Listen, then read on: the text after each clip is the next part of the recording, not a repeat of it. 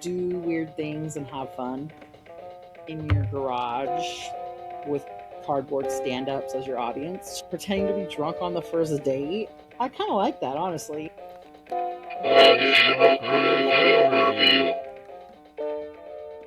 Oh, this is Bergman. The imagery, it's so powerful. What a genius. I'm so happy that you made me watch this. Welcome to Additional Crew. If you haven't watched Watching the Detectives yet, our first portion is for you. We'll let you know when spoilers are coming, but until then, we're going to keep it spoiler free. You'll know when the spoilers begin. If you haven't watched it, welcome in. Watching the Detectives is a straight-to-home video 2007 comedy and romance flick starring Cillian Murphy and Lucy Liu that is pretty relevant to any person that espouses their love of movies. Also, if you've watched our last podcast, The Seventh Continent, me and Willie had a discussion about how to pronounce Cillian's name, and I have found out it's Cillian, so I will not be making that mistake again, and I apologize to him if he ever happens to see this. That's dumb American brain. It's also part of a missing link that explains the love for Cillian that Janice and I had been attempting to find.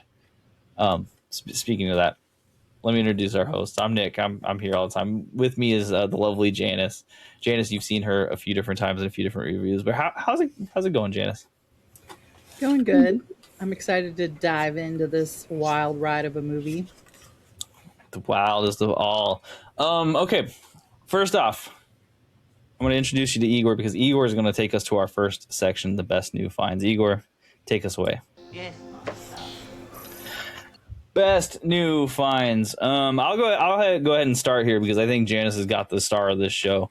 What I'm going to show you is a couple different ones. So the Bermuda Triangle is this really cool VHS tape I found that seems to be a documentation of all of the Bermuda Triangle events that have happened, which I haven't gotten the time to watch, but this has got this coolest case that I've ever seen for a VHS tape. It's actually really hard to open. However, the thing underneath is completely pristine. I don't know if you can see this particularly well on the camera, but it was neat. And the Bermuda Triangle, if you're unfamiliar with it, is the place where ships cannot get their compasses, so a bunch have gone lost. There's some cool X-Files episodes about it. Always interesting. Oh, cool. I need a 9/11 version of that. Yeah, you do. Like one that just compiles everything all in one spot, right? I'm a 9/11 nerd. Yeah. The second one I'm going to show off here is more of an advertisement. So on July 31st, if you're in Eugene, we are going to be showing a film, Carnival of Souls. That is a free to use film, so don't trip on me here. I'm going to show off the Criterion.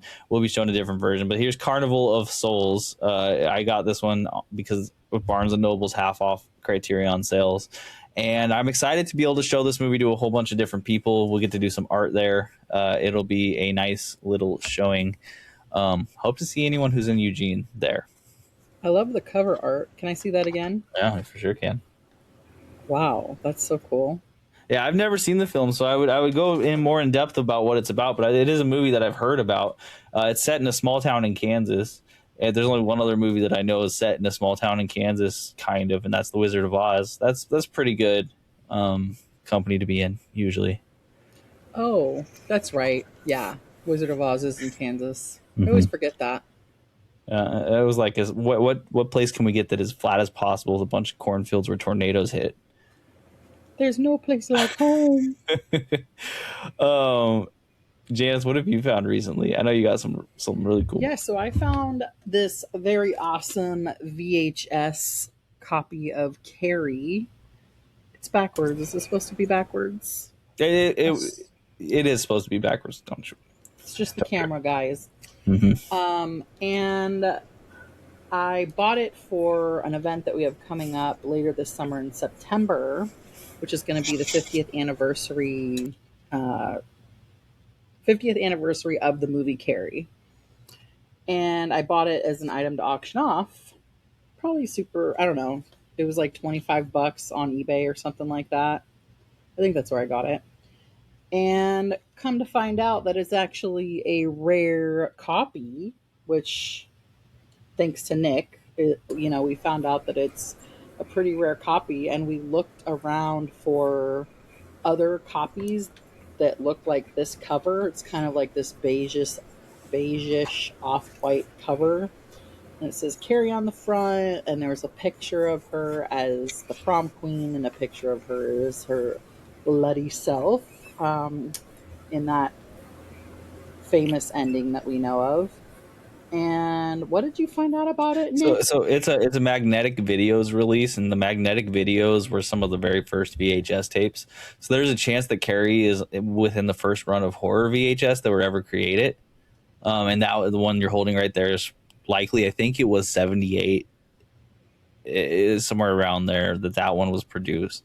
So that's where it comes in, and it's super duper just hard to find. There was like a version online that was over $10,000. Now that, come on, really, like, who's going to buy that? No one has yet. But to give an idea of how rare the people who have it are, that's someone, a producer's home estate sale that was selling it for that much. So, pretty cool. Well, if it actually is that much, then we can resell it and actually buy a new car. So that would be nice. Yeah, no joke, for real. Like, But yeah, I'm super Carrie. excited about this tape because I love the movie Carrie. It's probably one of the first horror movies that I really got into when I was really young, probably 8 to 10 years old. It was always on TV. Surprisingly, my mom is the one who got me into a lot of horror movies. So, Carrie, Amityville, Halloween, Nightmare on Elm Street, those were kind of the staples in my house as a kid. So, I'm really excited about this. Wonderful. Such a cool copy. All right. Let's go ahead and dive into watching The Detectives. Igor, take us to the spoiler free likes and dislikes of the film. Yes, master. I'm sorry, guys. Everyone who's listening and hasn't seen that before, I really like that. So it's going to pop up a bunch because it's just fun to me. Um, And you I'll got get to started. see it. I just want to say real quick, the people who are listening must check out our YouTube to see Igor because he is awesome. Igor is the coolest. And if you hear how he sounds, it looks even better than that. So, for people who haven't watching The Detectives yet, here's my quick and easy review of the film. So it is the 2007 Cillian Murphy film. My positives are Cillian Murphy's character was extremely relatable for someone that loves to sit and nerd out about films and has the dream of owning a store and has a bunch of friends where he just sits and talks about movies, and they're always psychoanalyzing every single thing that happens, and they can memorize every scene and every part of the sound, etc., etc., etc. And if you're wondering if I can relate to that, well, I think you can probably tell by the hundreds of hours the podcast material that I've already put out, and just for funsies. So He doesn't like it at all. it was a very relatable character, and it was written in a way that was easy to relate to. Another positive, the movie never made the characters completely unlikable. And what I mean is in movies like this where there's like some, you know, miscreant behavior happening or mischief causing, I think with characters that you have to root for and care about how they feel, this movie walked a good line on that, and it never went over the top, and the characters were always likable. Yeah. Quite a few of the jokes really do land in this movie. Like, it is not one of those movies where the jokes are just, to get you through the plot. There is some funny stuff. I mean, you have Jason Sudeikis in this film, and you have Cillian Murphy, and you've got Lucy Liu. The cast all are pretty seasoned pros, and they're pretty good with their comedic timing. And you can tell, like, it's not all perfect, but it is all pretty good. And here are the negatives for me. The missed opportunities to use classic movie stylings to make the film have a more robust artistic sense. What I mean by that is the movie's all about classic movies, right? Like, half of it is considering and talking about noir films and old movies. And yet you can definitely tell this movie is from the mid-2000s. It just didn't really make use of that. There was a couple moments where it reminded you that it could. And some of those moments were the best moments. And it was like, oh, man, why didn't we do more of this? Another negative, the production and direction in general didn't seem like it was well planned out, and it just didn't. The film had the opportunity for a really strong identity, I think, and it didn't necessarily hit that. And I just wish it would have. and maybe that is more of an opinion, but that's one of the negatives that I've got for the film. But that's my short and quick and easy review. You can probably get an idea of whether or not you want to watch this thing based on that. Yeah. Um, yeah, I really liked the kind of quirky, early 2000s energy of the film. It just felt, I don't know, it felt really nostalgic with like the clothing and the vibes. Um, kind of going into that early, like, hipster era, I guess, which, we were in high school when this movie came out in 2007. So I kind of remember those vibes, kind of these quirky, fun type of energy, really bad style, like the baggy, professional looking clothing that were like trying to look cool and chill, but it was just so bad. And the scrunched hemlines on the girls' clothing, it's just so bad, but it was also super nostalgic. And I think that's what I liked the most about it. I also liked I felt like there was a lot of unexpected humor, kind of like what you were saying. I wasn't really knowing what to get out of it, and I've never seen Cillian Murphy, I guess, in a comedic role before. So that was cool seeing him in sort of a different kind of role because he does bring out sort of like a comedic light side while still being that stoic person that he is. Um, one of my favorite, well, not one of my favorite scenes, but I kind of liked his personality where um, in one of the scenes he's pretending, or his friends ask him where his girlfriend is at that big commercial release event that he had with all his friends to show off this new commercial that he had made because he makes videos, which makes sense. He makes movies, short movies. He makes commercials for his shop, and his friends were all there, and his friends were like, "Where's your girlfriend at?" And this was not the Lucy Liu girlfriend, but the girlfriend beforehand. And then he goes behind the door and like pretends to cry, knowing that everybody's looking at his shadow in the window. I thought that was really funny. Um, so yeah, I really enjoyed his character. And Lucy Liu's character, I felt like it was a love hate relationship. Like I really liked her, but I also really hated her. And I was like, oh God, how could anybody handle somebody with that kind of personality? You know what I mean? But I could see how her, the types of things that she did, she kind of brought life and spontaneity into her relationships, which made life more interesting. So I think that that was a big part of why Cillian Murphy, kept going back because it was just like this unexpected way of living that I think a lot of people wouldn't or dream of maybe living, but they can't do it or they don't do it or they're scared to do it and it's not super realistic for everybody. Um Trying to think if there's anything else. I don't think, yeah. I mean, there was a lot. There was a lot to like about the movie. And I kind of liked the idea of the movie, I think, more than the movie itself. So, and I'll get into that later. But yeah, I liked it. Wonderful. Yeah. Okay. So it's a quick and easy little spoiler-free review for those of you the folks who haven't seen it. If you haven't seen it, this will be the time where I'm going to tell you, hey, jump off. If you're interested, go watch the film, then come back and listen to the rest because we're going to jump into some spoilers. So if that matters to you, this is a good time to take a break. Go watch the film. If you haven't seen it already, just hang out. We're going to just jump right into the next part of our spoiler-heavy review. And Igor, can you take us to the human stuff? Yes. He's my favorite version of AI currently. Just I want to be clear about that.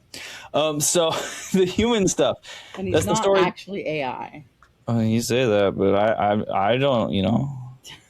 In the Oh movie man. you watched, he is. So It's the funny. human stuff, story and philosophy, this is just kind of like how it connects to our humanity, right? So we're not going to necessarily talk about the technical aspects here. This is just more about um, what it makes you feel as a person and how the story connected with you and made it interesting. For watching the detectives, I think the theme here is interesting. They use movies and a movie store in 2007, which, as you can imagine, a movie store in 2007 is right on the brink of extinction, you know? And it's a guy who just finally finished his dream. I'm laughing because as I'm saying this, I recognize that I want to open up a movie store in 2026. I'm saying this 20 years after this movie came out, the movie stores were on the brink of extinction. And he has this very locked in, dialed in. It's a noir gumshoe detective video store. And he is going to rent out videos, not sell them, rent them out to people in the area with membership basis. It's one of those ideas that's insane. And you see him and Lucy Liu, they go and they tackle a big box store later, right? And that's an interesting part because even the big box stores are going to die at a certain point coming up, you know. So you're watching this like end of time for these things, and a person who just sits around and watches movies, and someone who refuses to do anything other than crazy stuff mix and mash together, and kind of like, is there middle ground to be found? There is one better than the other. What philosophy works? And it's not a in-depth like dark version of that. It's a very lighthearted version of that. It's something that's very nice and simple, you know, like it's like, hey, let's explore this, but let's keep it fun. Yeah. And that's like my first impression of the story. Do you get kind of the same thing from that? Yeah. Yeah, I get that. It's more like lighthearted and fun. Um, but it also kind of makes you think about, yeah, how much. Yeah, it made me think about a lot of things because Lucy Liu's character was, she was kind of off the rails and she was always doing crazy stuff. And um, she was doing stuff to make her life more interesting, and you kind of learn about this character and you learn about her and all these weird strange things does in life. She takes a lot of risks. She uh, does a lot of things that normal people would not do due to social reasons, social norms, and that kind of thing. um, and it kind of, I feel like it did have a lot of deeper messaging, especially when you find out that she doesn't have a TV and she's really into like living life and experiencing life and making movies in real life with her own life rather than uh rather than watching movies. So that was kind of one of the ways that I think Cillian helped balance her out a little bit, because he's so Neil, that's his name in the movie, because he's so kind of consumed by movies and TV, just like all of his friends. But and she is like anti TV, so it's like it was a really interesting mix between them. But I feel like they learned a lot from each other. Like there was that scene where he really wanted to watch the was it football or baseball game? I think I don't know. basketball even. It was a sports Yeah. game or basketball, and she wanted to hang out, and then he's like, "Well, okay." He's trying to find any way he can to find a place they can go that has a TV so he can watch this game, and she was just like, yeah, she agreed to it. You could tell that it was out of her element and she didn't like it, but she agreed to it. And I think it was like that little moment that showed me like even though they're so different in this way, they're still compatible because they're willing to like work together and do things for each other. Um, even though I think each side kind of hates that other thing, but they're learning from each other, right? With their differences. So yeah.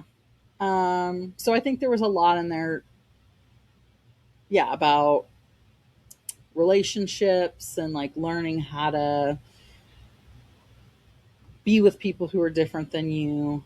Um, and also like, yeah, it was just like they were, she was wild, right? She was probably at the very end of the spectrum of like something that you would expect to want out of a partner. I feel like, unless you yourself were a little bit off the rails.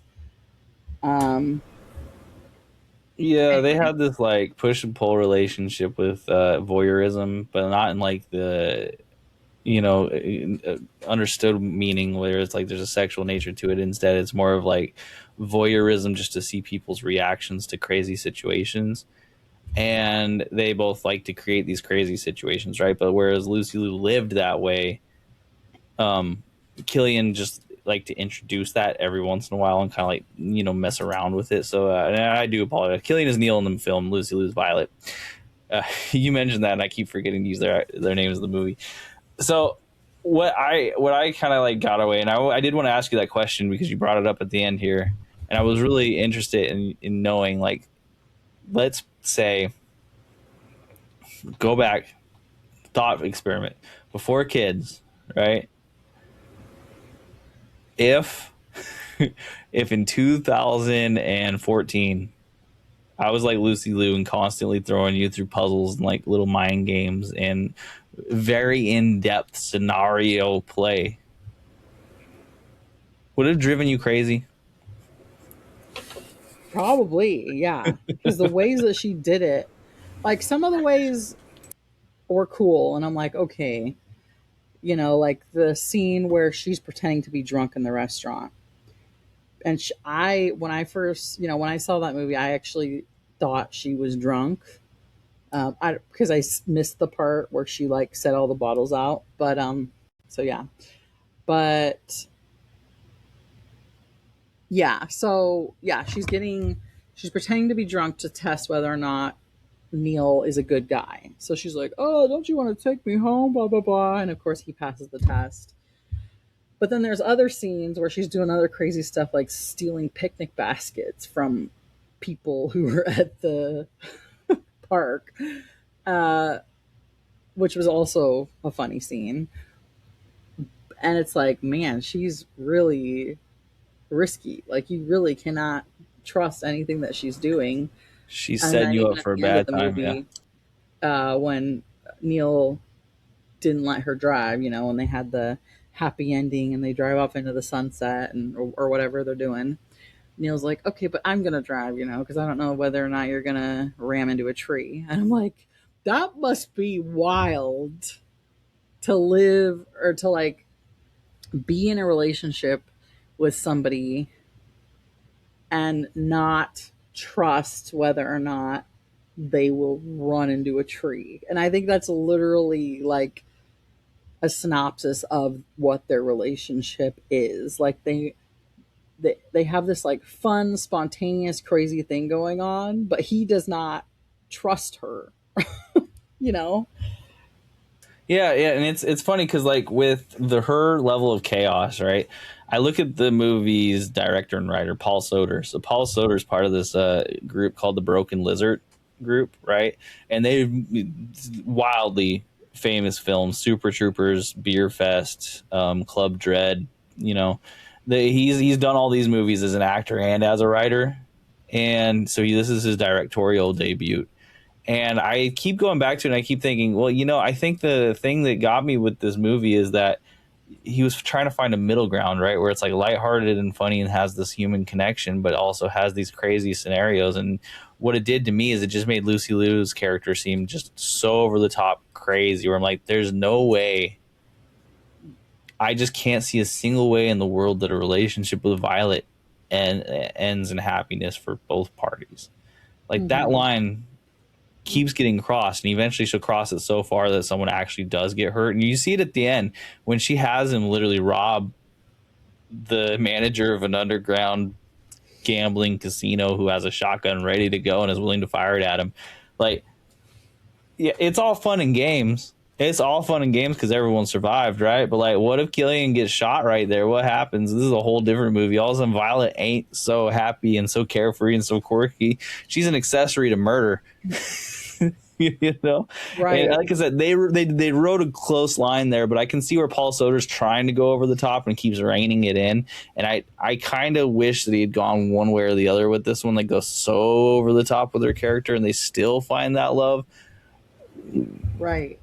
It was a hard line to walk for me because for me, I'm like, okay, I get that you love the craziness, but come on, Neil, you have to understand that this is unsustainable. So I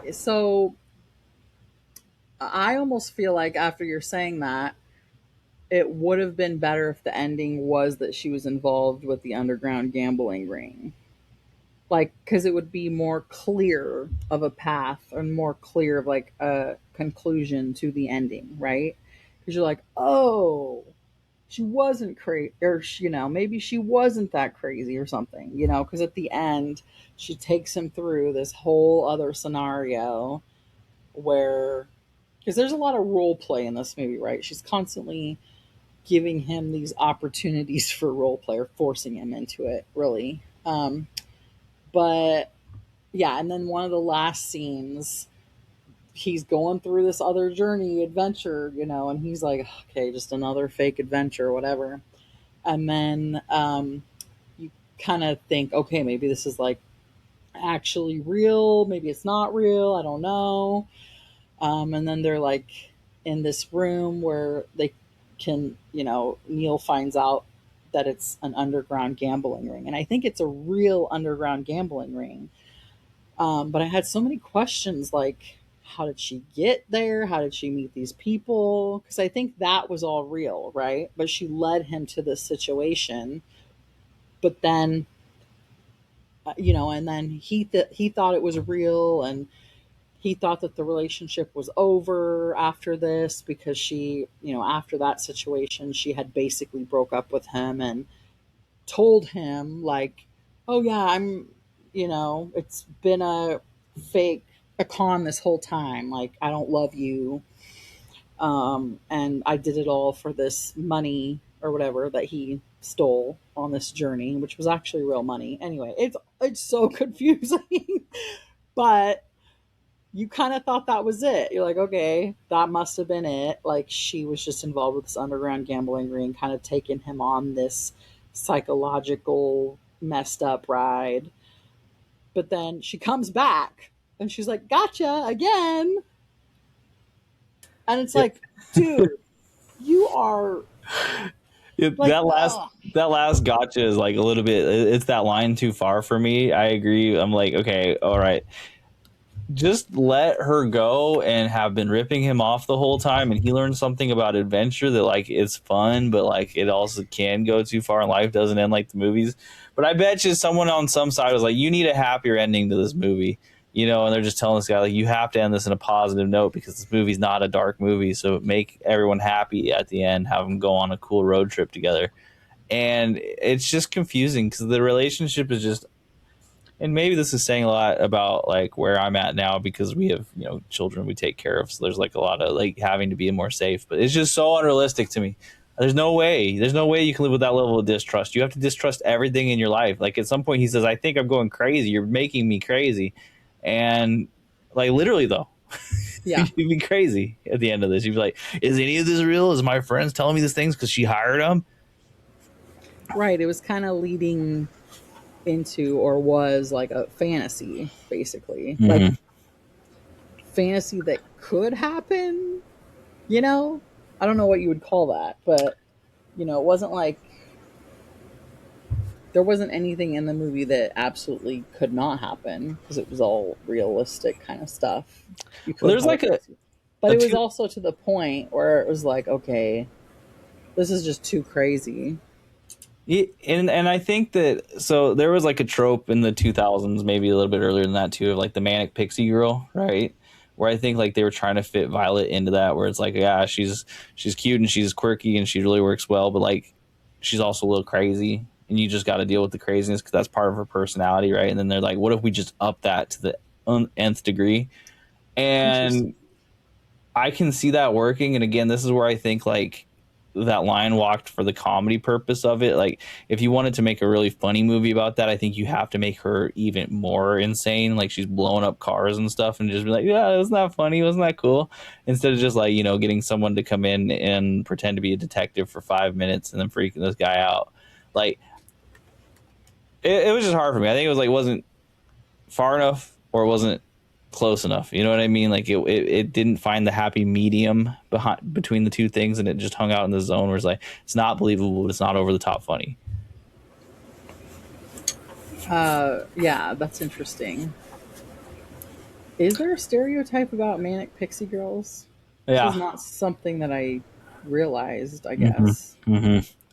It's a whole person persona trope essentially. Do people want to be like that? Some people, yeah. I think it was like a generally viewed as a positive thing at the time. I don't know. Depends on the person, I guess. But yeah. Like she strikes me as that. Like she's so offbeat and out there Hmm. that Yeah. like she fits into that. Like you're looking for someone who is like unique to the point of almost being unable to connect. Like she has this like I need to say all the wrong things at all the wrong times, but in a way that I still look good coming out of it. Where she's like, I don't watch that or I don't like that, but it's like just 100% to be contrarian, but like in a cute way, which is I think like I think part of this makes me think I'm like there's the age that this movie is made for the people who aren't necessarily thinking about the seriousness and long term ability of this. They're 100% there for like this is the time to go out and do things that are crazy and we can have fun with that for now and we don't have to worry about settling down and staying solid and actually like living through this life. We can just go adventure by adventure and move on. And if you're in that position, this movie probably makes a lot more sense to you. Yeah, I think it was supposed to be out of pocket, like whoever, yeah, the director, I forget his name, Paul Soder. Paul Soder. I think he just kind of kept blowing things up. Like, one thing would get crazy and then he'd find other crazy things to do. And he's like, why not add this? Why not add that? Kind of like that. Like after their serious breakup near the end and Cillian Murphy's just like crying the whole time. And it was so over the top. Like him, crying while he's working, crying at the grocery store, crying. It was kind of this scene that went on for like maybe a minute or something. And it just felt so like it was a good scene, but it just felt so out of place. And but a lot of what he put in that movie felt out of place. You know what I mean? Mm-hmm. Um like when Killian saw or when sorry, I'm blanking on his name now. Neil saw Violet at the concert and he was like he wasn't with her, but he saw her at the concert that they went to and she was like hanging out with a band member. And then I think he was mad, but then he went and like put on his own concert in his garage with a bunch of cardboard stand-ups. This sounds so crazy. And then he invited Violet over to watch and she was like a groupie girl, like pretending to be a groupie girl, and like he was on stage playing guitar and singing, and it was like a concert, and it was clearly uh to because Killing or Neil was mad that he saw Violet in the bar with another guy who was in a band. So he was trying to one up him basically. But that was also so out of place because I don't know, like they never mentioned that Neil was in a band, it was kind of it felt out of place for his personality too. So it was just everything was kind of all over the place. And I think that was just the movie, honestly. But I really liked the idea of the movie. Yeah, yeah, and it's not like it was all really like poorly done. I don't want to give that impression of it as because I don't think that's right. Instead, I would say it's like there are good ideas executed, but it doesn't feel like the whole picture ever comes together super cohesively. You know, like that garage band scene is an interesting one because like this is really out of character for Cillian, right? We're seeing him becoming more and more out of character. However, like that delineation or like the delineation of his earlier more safe self doesn't really make sense to me because if I'm thinking about it, yeah, he's not doing a lot of things, but he's not a very safe dude. He is opening up a VHS store in a terrible market for VHS and DVDs. Like this is a bad one. He calls it out himself. He says if they ever find a way to port these movies directly to the TVs, I'm in trouble. And that in 2007, which is when the movie's also like I assume is taking place, it's Yeah, very clear that that's already going to happen. Like Netflix exists at that point. that was when Netflix had DVDs. Mm-hmm. So like there's this level of like he is someone who's really willing to take a risk, and maybe I don't know because I wasn't an adult in the pre-market crash era. It's not that easy to open up a store just on the whim, like maybe this guy's loaded and it is, and maybe I'm just not part of a privileged class, but that's neither here nor there and not addressed by the movie. But for him to be like such a safe dude and then just go crazy about it where he's like ranting to the other store owner, he's like, is this all there is? This guy's gonna come in, he's gonna return a videotape and I'm gonna say okay, and then he's gonna leave. Where's the adventure in that? I need adventure. And you kind of just see that happen without like a gradual change. It's just like okay, okay, okay, okay, now he's all in it, he's doing the same thing she is and he needs her no matter what. i Right. i I guess the only way it makes sense is like he completely fell for her just immediately, and it's like a strong love at first sight sort of scenario, and it also doesn't necessarily play exactly Was that it way for me. though? Yeah, see, that's the thing. There's too many of these like not quite, not quite. Like I just don't think it's not bad, but the movie never quite hits that exact right thread. It's Yeah. close. It's so close, and I think there's merit in being that close, but in every single way it just kind of misses just a little bit. It's like imagine if you're sewing and you're trying to get that little string in but you just keep hitting the edge and popping off. Oh man, I just did a sewing analogy in the middle of a thing and I've never done that, so That's never happened to me because I always get the thread through the hole. dang, see, you got to be making these rom-coms then. First try. You'd be having Cillian like getting some like real intrinsic thoughts about this. I just want him to be moody in a noirish vibe at some point in this movie, and he's thinking about it. He's like, "Well, I've lived my whole entire life just wanting to watch these films, but they say there's darkness in the alleys out in these streets, and someone's got to go clean it up, or at least find out what it's like in real life. Like something moody like that, and like hit me with that because then I'm starting to get into it. I want to see his version of connection to films Mm. get portrayed in his character arc at some point, because as soon as he finds Lucy Liu, the film stopped mattering almost completely. It's just a backdrop and a place for them to hang out.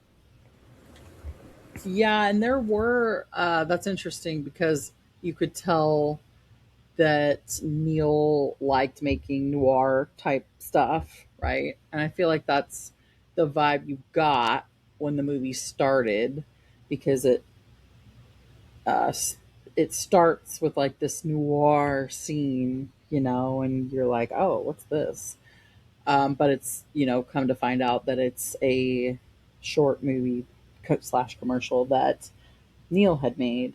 And so that's kind of your vibes off the bat. And then it goes into, the movie store party um, in modern times. But I kind of assumed that maybe they would intertwine like some of those noir scenes, maybe showing what it looked like inside of his brain or incorporating some of the films that he had made. But they didn't do it so much. Like I think they did it a little bit. Like anytime his commercial came on TV or whatever, like he would be like, "Oh look, my commercial," you know.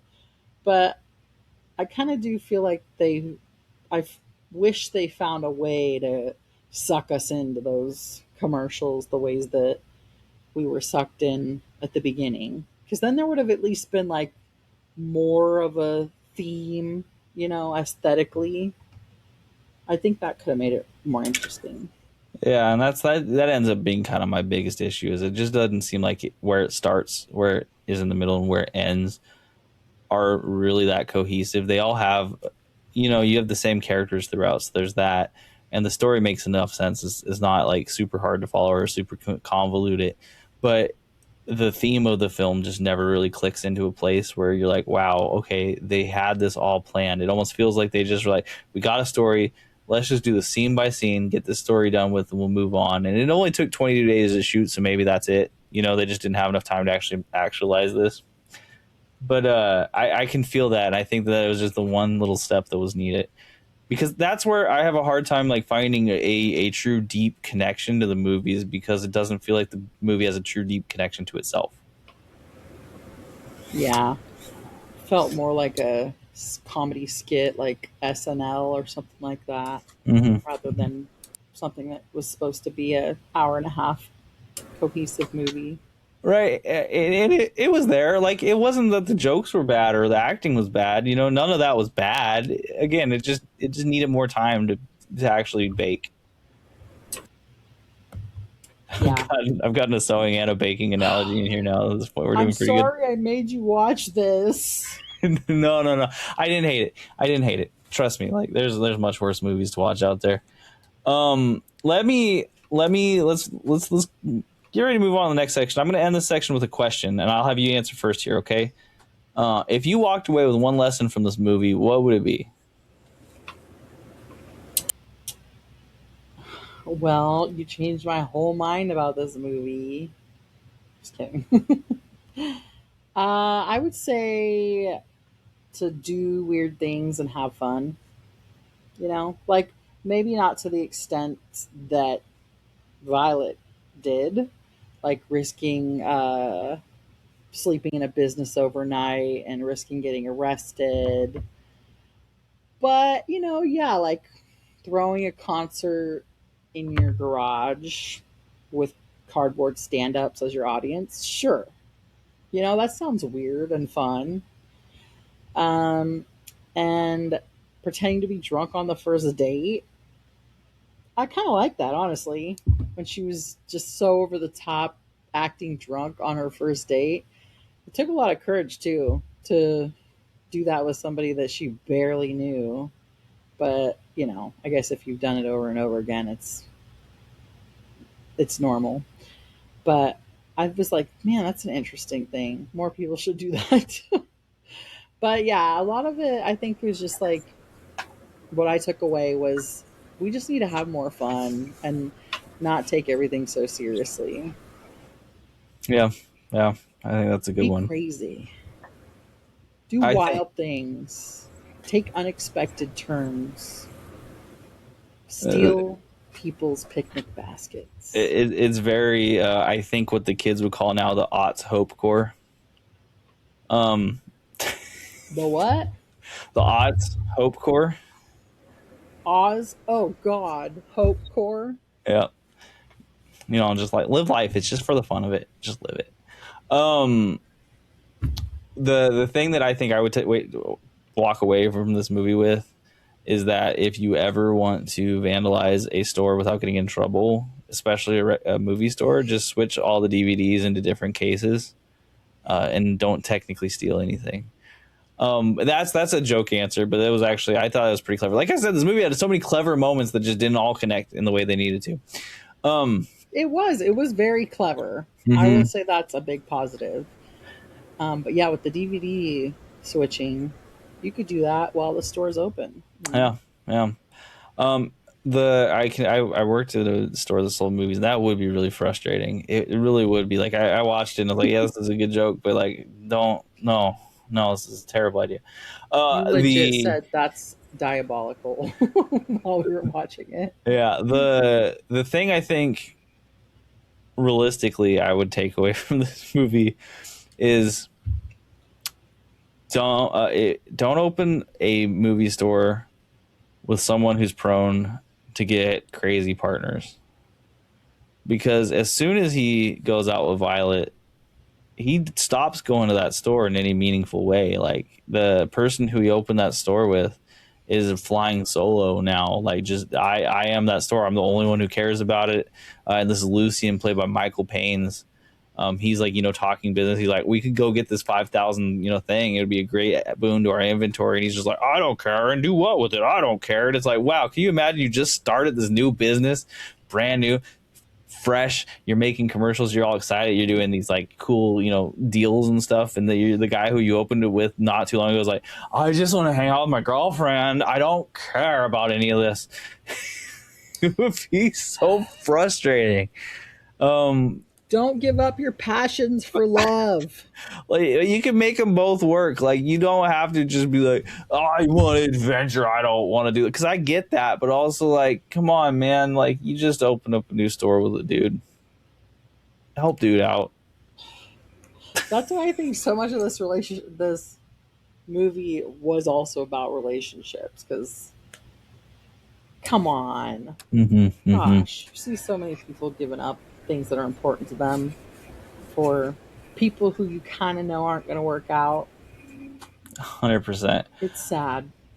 Um, Before we get into the next section, this is curtain up. We're not going to put this part of the podcast live. There's a kid sitting next to me, by the way. Just wanted to let you know that he's right here. He should be asleep. Why aren't you asleep, buddy? You can talk. It's okay. He wants to lie down, but he says he wants someone to be there with him. I'm gonna go just put him in our room real quick, and I'll be right back. I did put the game on to the counter, the Pock Pock game. Yeah, he's playing it right now. Okay. It's almost 11. I guess I don't care. It's the summer. If he's tired tomorrow, that's his own deal. Yeah. We'll just keep going. Okay. All right. Curtain back down. I'll go ahead and start off with this. Okay. Igor, take us to our next section. The artistry of watching the detectives. Yes. Okay, so here we are. We're talking about the art of it now, and this is all the other stuff that's not the human connection. I'll go ahead and just start off with this one. Is I think a lot of the art in this movie is the cleverness of the set design, kind of where they're at, the costume design, because like you didn't see necessarily as much as I'd like to, but you did see some costumes pop out, and they were pretty funny, and the soundtrack choices themselves, because the soundtrack I thought was actually okay and it fit in pretty well. One thing with the artistry of watching the detectives is that I didn't have like a lot of strong connections visually. Like I said, this is one of those things I really would have loved to see more, is like a stronger visual tone of some sort. I did like the mid 2000s because of nostalgia, but if you don't have nostalgia for it, there's a lot better versions of that in film than this here. Like they could have drawn from.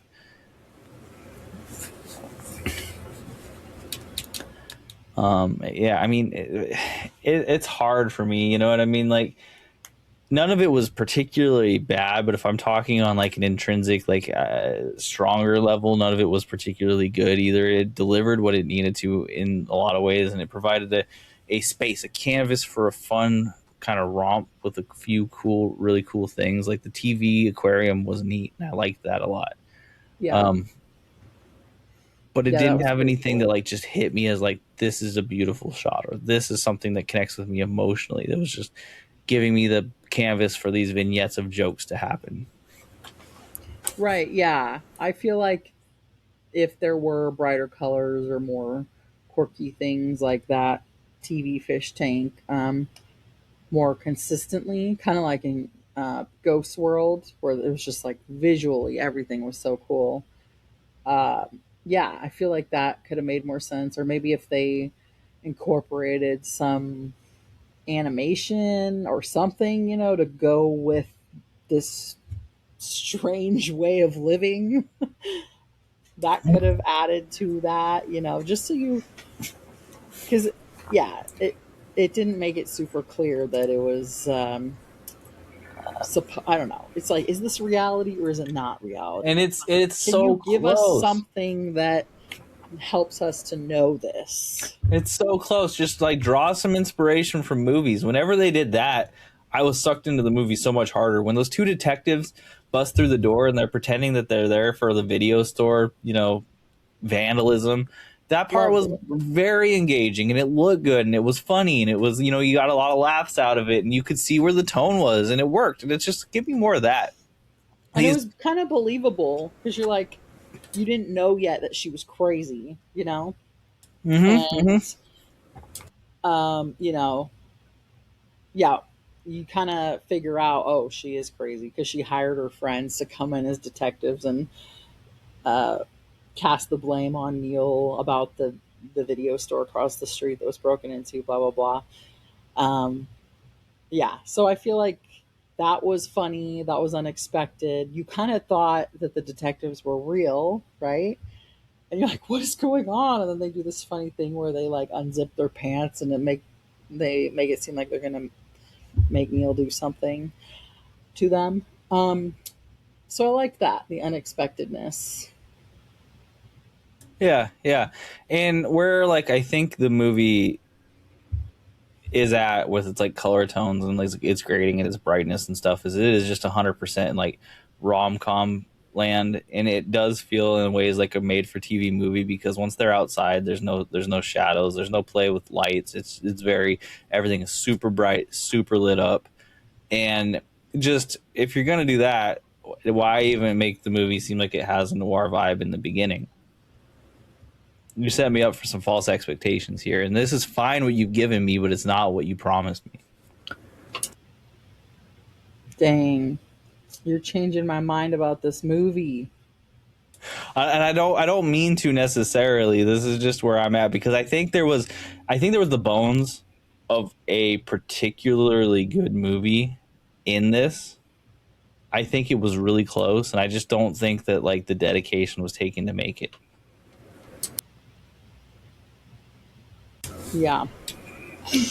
Yeah, I think I agree with you. I would not give it a high score for artistry if we were doing scores. I think I like the idea of the movie a lot more than the movie Mm-hmm. itself, right? The vibes it gives off, the feeling that of the visuals that you think you would get that aren't there. Like, because it does give off, like, to me, kind of a strong 2000s feel. Um, but you don't get that fully. And I think, yeah, they could have gone a lot further with it. Mm-hmm. Well, one thing I will say that they did kind of nail, the music felt very much like 2007. They did do that really well. So the Apples and Stereos were one of the songs that were performed. You had the Eagles of Death Metal. You had Caribou. You did have like for what I imagine was a very low budget movie. You did Yeah. have a pretty good soundtrack, and that Eagles of Death Metal scene where that is Cillian playing in his garage was probably a highlight, and it was a great choice for the song, and it was like the right level of energy. So like whoever was choosing the music knew how to set it up in the right spots in the right way, and it was very timely. So I will give them credit for that. Like the music choices were inspired and they worked pretty well. Yeah, I agree. I For this, wish, oh yeah, yeah. go on. Oh, I was going to say, I wish I had more to say about this, but This is where it's hard for me is because this is the part of the film where I'm just like it was just okay. Like really, they didn't put a lot of effort in, so I don't have a lot of to the gleam from it.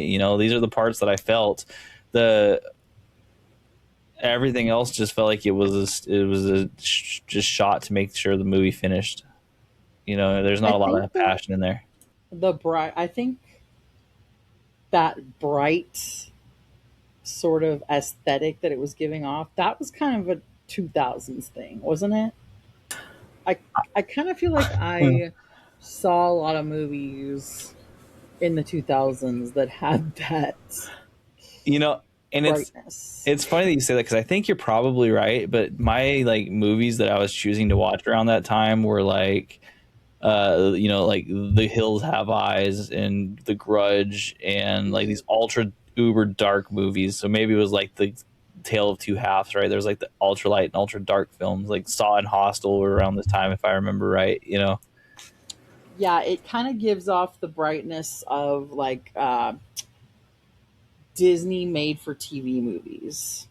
Like the because I think that's what I'm thinking of when I'm thinking of like how bright it is. Like every time people were outside, like on even Stevens or Lizzie McGuire, or That's So Raven, or or a lot of Nickelodeon shows like Zoe 101. Like whenever they're outside, it was like so bright, and maybe that's why it reminds me of the 2000s.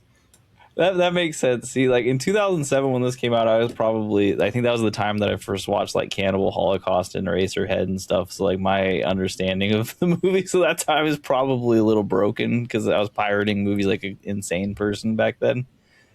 That's crazy because I like started off watching all the horror stuff when I was really young. And then in high school, I just watched so many made for TV Disney movies. You I know, became good.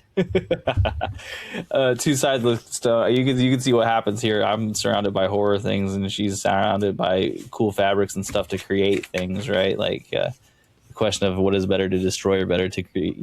Create. Uh, Horror, too. um, no, and it's And okay. Sometimes dwarves. we won't have watching the detectives. Not an artistry talking point movie. This is just what it is. But I will ask you this: what's the shot or moment you'll remember a year from now from this film? So if you can take one moment away from this movie that you really are just like it has the staying potential to stick with you, what is it? That's a good one. I don't know. I would say, yeah, I'm going to go ahead and go back to that. Oh, a year from now? Is that what you said? Yeah. Mm-hmm. I think the picnic basket scene was. I liked that scene, and I think it was just because it was so unexpected, and it was right when we were getting to know Neil and Violet, his crazy, chaotic personality, and it was kind of at this point where we were figuring out whether we should trust her or not, and Neil and her were getting closer, and Neil had decided that he wanted to um, introduce her to his friends. So they went to the park and they met her there. And when they got there, she had this picnic basket um, that was full of like homemade food. And kind of through really all of the film, you don't know anything about Violet. And you don't know who she is, what she stands for, what her personality is, other than that she doesn't like TV, really. Um, and so when you're at the park and she's meeting these friends and she's got the picnic basket, you're like, feel like you're learning something about her because she's taking stuff out of the picnic basket. And she's like, oh, yeah, I made this jam. And, she's got all these homemade goodies in the picnic basket. And Neil's friends are so impressed.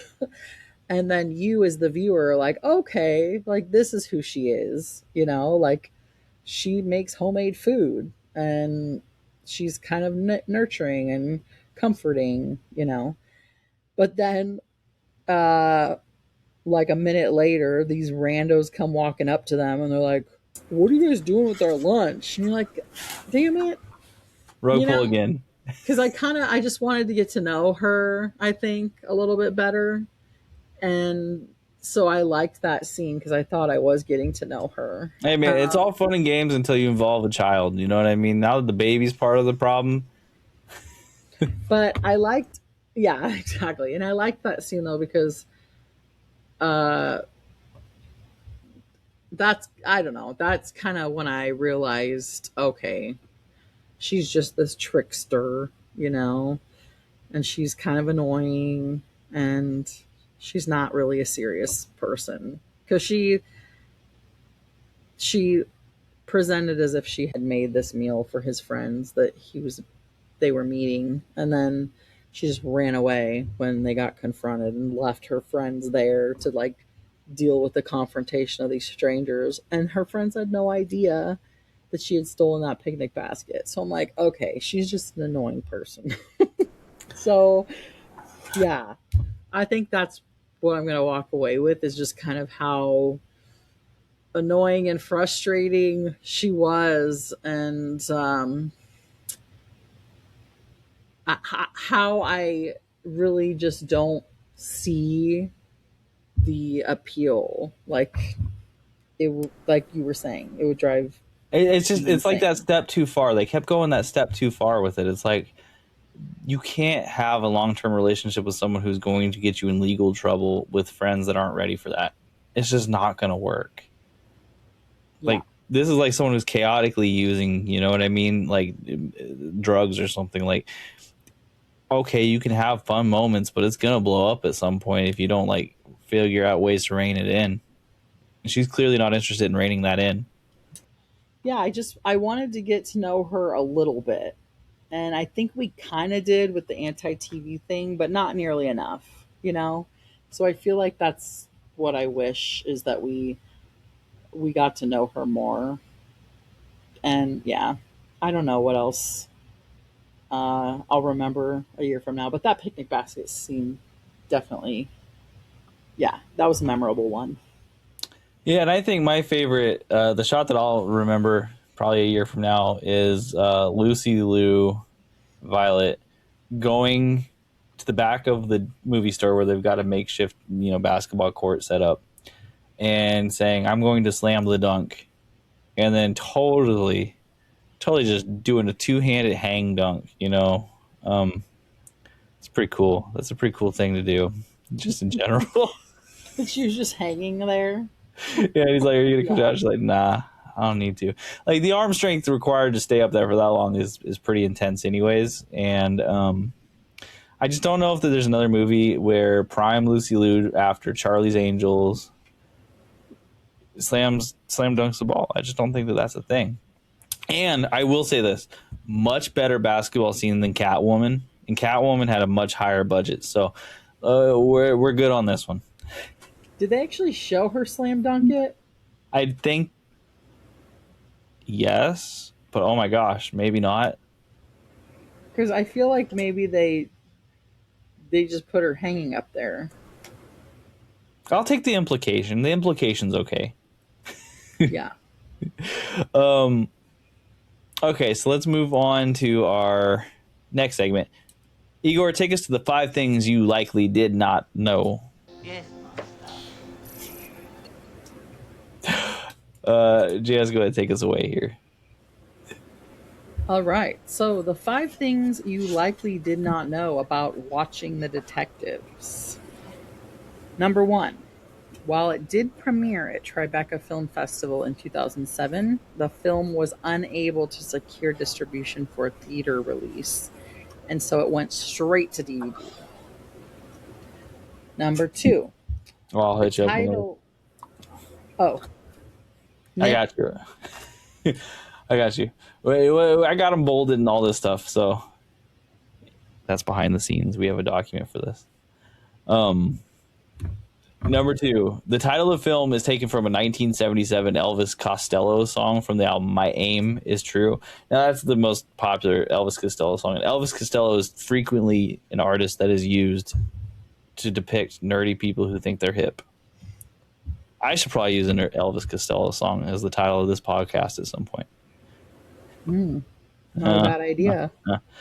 I mean, I just need to put myself with my knees like bent inwards and with a guitar and be like, and basically I got it. Is that what he did? Yeah, and for the podcast listeners, just means holding the guitar up. That's what that meant. Uh-huh. Number three, in order to keep as authentic of an American accent as possible, Cillian Murphy didn't use his true Irish accent on set until the film finished shooting. I didn't know that. That's interesting. Um, yeah, because He, he has a pretty thick accent, doesn't he? hmm I imagine it hmm would be hard to go back and forth. I just don't know how you not use your real accent for that long and then just go right back to it. It's kind of insane to me. I guess only 22 days, but 22 days is a lot of time. Yeah. Oh, so you're saying you don't know how you just don't stay in an American accent forever? Well, maybe not forever, but like at least like pick up parts of that. I guess this is why I'm not an actor, right? Is I've never had to do a long term accent. Hmm. It's the Yeah, whole that thing. is interesting. It's probably Uh, like language. It's yeah. yeah, Anyway, yeah. Um, Number four, there were actually several nude scenes filmed. Which, speaking of, hey, buddy, Paul, what were you doing, man? That doesn't feel in the right zone for this. You're like, hey, let's do some of these scenes. Let's do them naked. Let's do that. But they were filmed, but they were cut from the final print. And I have to imagine that there's no version of this film that exists where the nude scenes would work. It doesn't have the right vibe for that. I mean, does it have the right vibe for anything? No, and that's why you definitely can't do the nude scenes. Because I feel like it wouldn't have been that unexpected. It takes it to that next level of like sleazy, right? And that's not necessarily bad in every movie. Sometimes sleaze is Yeah, what you need, but like this movie, it wasn't going for that sleaze. I don't feel like so. it had to be. Yeah, you're right. It kind of had to be the right movie for that. Yeah, all of a sudden you're watching these guys. You're like, well, we've seen everything. This is a different movie, you know. All right, number five, which I thought was interesting. The baby in the movie is actually Cillian Murphy's baby, and the scene where Lucy Liu meets the friends at the park, the friends have a baby, and Lucy Liu asks if she can hold the baby, and then she pretends to drop it, and that was improvised by Lucy Liu. So Cillian Murphy was not expecting her to do that, and that was his baby. So Lucy Liu was acting. She was in method acting at that point, is what I'm hearing. Yeah, so she was just improvising, and she's like, "Oops," and she just wanted to freak everyone out. But I'm like, "Oh my god!" But That so I think some of his anxiety was a little bit real, you know? that's a SAG after a violation if I've ever heard one. Right? I'm like, but what if you did drop the baby? This whole movie we remembered very differently. That's at the very least. All right, we're gonna move into our final section. Igor, take us to how does this movie stay with you after the credits roll? Yes, master. Yes. So I'll just go here because I think this one's fairly easy for me. So what this movie does for me after the credits roll, after thinking about it, is it gives the movie itself feels like a rather simple movie. It I can remember scenes from it, but it doesn't like emotionally stay with me. However, it does add some depth to Cillian Murphy's career and Lucy Liu's career that I think is important. Like we get to see them both acting in what I would consider a rather lighthearted film where I don't usually see that from them. And this is admittedly from a lack of exposure to especially Cillian Murphy. Like he's been in a lot of stuff apparently, and I just haven't watched it. So it's good to see it, and it is interesting to see him as a more charismatic version of himself. And I didn't hate this movie at all. It's like I can tell now when a movie doesn't accomplish a consistent theme, and I can tell that like this would be a movie that in 10 years you should remake it with a different name and actually lean into the noir vibes, and you probably do great. Probably do amazing. Yeah.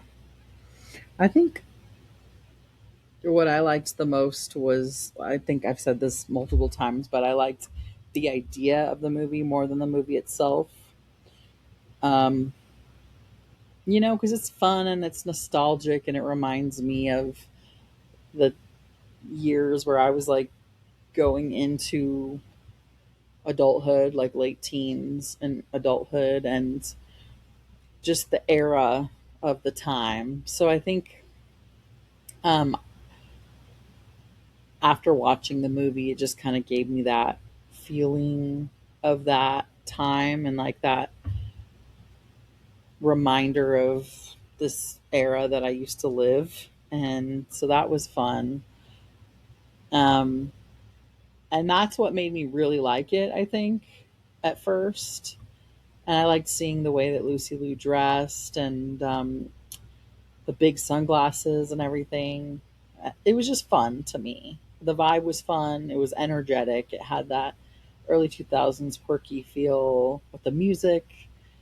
And so I think that's what I would take away is just that the feeling that it gave off. If I'm putting aside like the storyline and the confusion and the annoying characters, I think just the vibes and feel of like living in the mid 2000s with like the the movie store and record stores and the ways people dressed, and it was just a fun nostalgic time.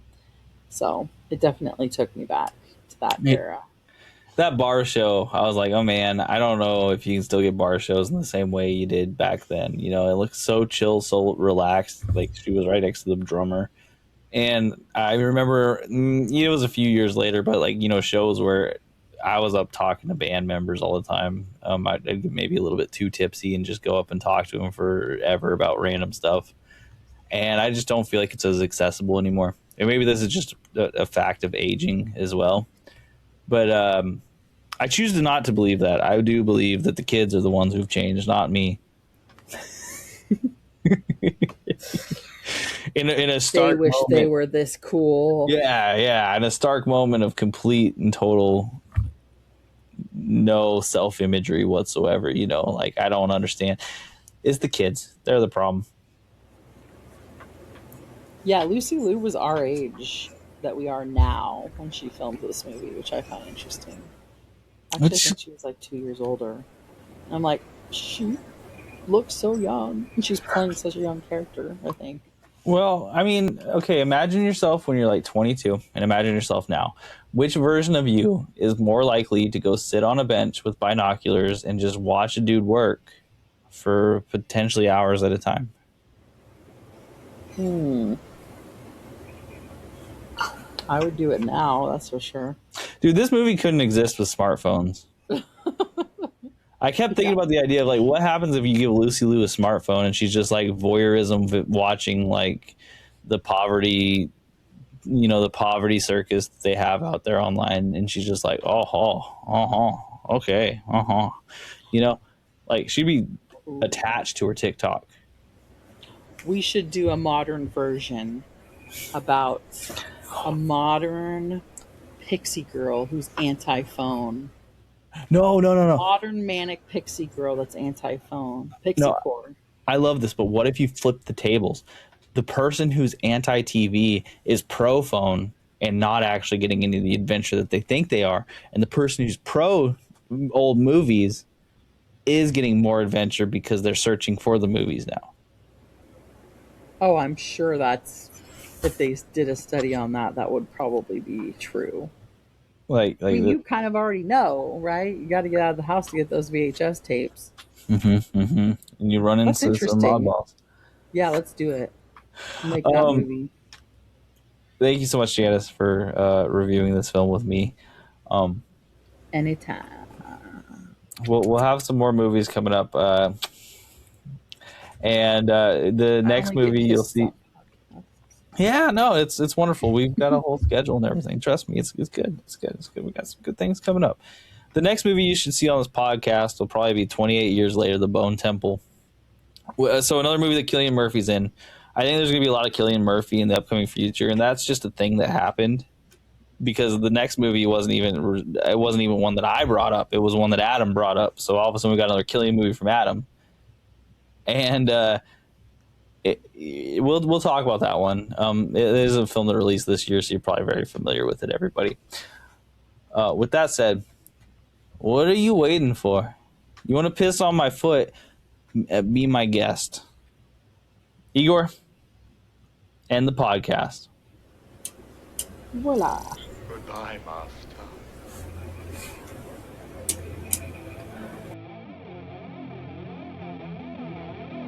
Yeah.